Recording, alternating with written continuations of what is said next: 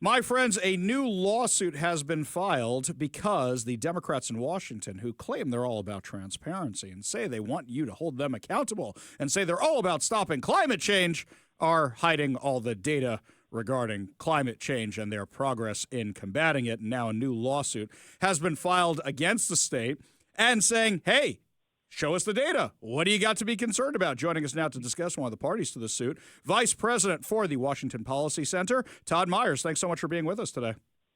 Yeah, it's always nice to chat with you. Good to talk with you, too. So this has been going on for a while. This isn't something new. Why don't you take us through the beginning of this odyssey? Yeah, so earlier this year, when the state was supposed to publish data through the year 2023, they only published it through the year 2021, which means that we really don't know how Washington State is doing in terms of its climate policies. And we've, shown lots of ways that our climate policy doesn't make a lot of sense. It's extremely expensive and very ineffective. But the state's own data, there's a lot of people who, say, well, we're not really sure. And the only way to convince those people that we're not making progress is to use the state's own data. The state, however, doesn't want to release the data, but there is a law that says they have to. So earlier this year, we sued to force the state to the Department of Ecology and Commerce to release that data. They both admitted that, in fact, they were in violation of the law, but they said, well, but you don't have standing, Todd. You can't hold us accountable. Only the legislature could hold us accountable for the law breaking that we admit that we are doing. So we have refiled, this time with legislators. So the argument that only legislators can hold them accountable is now moot, hopefully. Hopefully this time around we will get them to release the data that they admit that they are legally required to do. Hang on a second here. This is a little too ridiculous even for Washington State. So they claimed, wait, no, you know what? Let me ask you some personal questions first. Todd, are you a legal resident of Washington State? I am, in fact, a legal resident of Washington State. Do you pay taxes in Washington State? I, in fact, pay too many taxes in Washington State. So then why don't you have legal standing here in Washington State to ask them for the data of what your tax dollars are going towards? We think it's pretty clear that the ruling by the judge was wrong, that he ignored some things conveniently to get this thrown out. But fine, though. We will play that game. I think that there's two parts to this. One, we want to win. We want this data. The data should be available. There is no reason that the Departments of Ecology and Commerce can't release it. They have had the data. In the case of 2022, they have had the data for more than a year and a half from the federal government. And in the case of 2023, they have had the data for several months. They should release the data. But if they want to say only legislators can do this, then we're going to do that. But the key point is that the Departments of Commerce and Ecology don't even take issue with the main point, which is they are in violation of the law.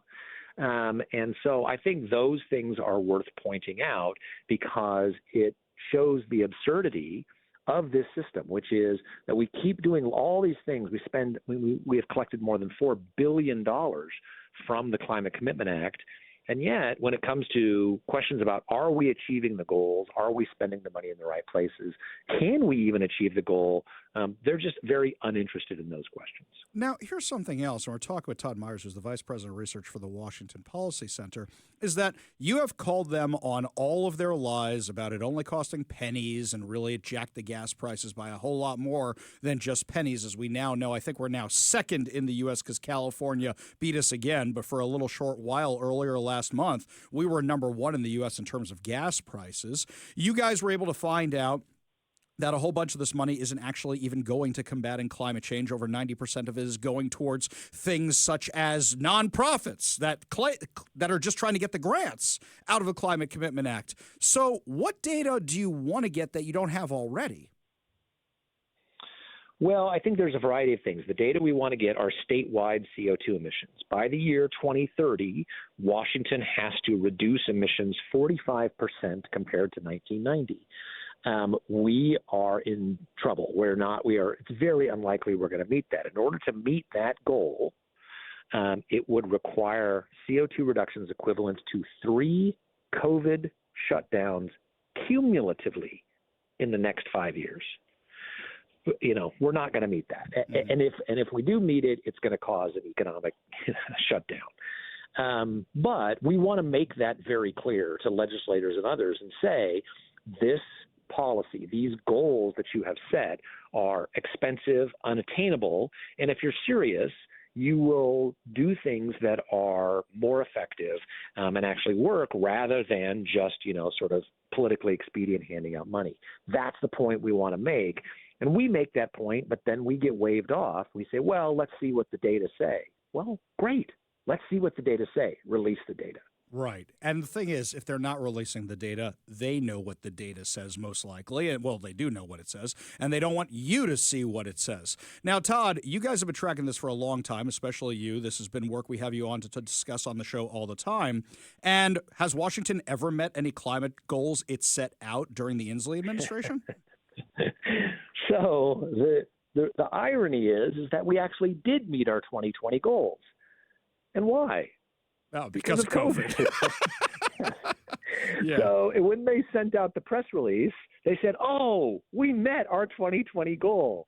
What they did not say is that 2021, of course, jumped up above 2020. So we were immediately out of compliance. And based on initial data that you can get in a variety of places, it looks like CO2 emissions went up in 2022 and possibly 2023. So we are even more out of compliance. I think that's what they don't want to show. And what they currently say is that they won't release any of that data until the end of next year. So by that point, it is way too late to make any changes or adjustments. We are doomed. And so that's the game that they're playing is that they don't want to show that their system is broken. They want to create a crisis so that, we have to do extreme and ridiculous things rather than say, yeah, what we've been doing is not working.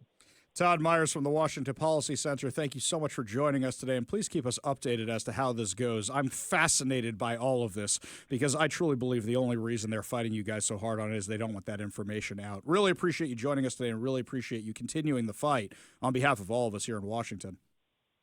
Thanks for having me on. Always a pleasure. We got a whole lot more to discuss as the show continues. You're listening to The Ari Hoffman Show on Talk Radio 570 KVI.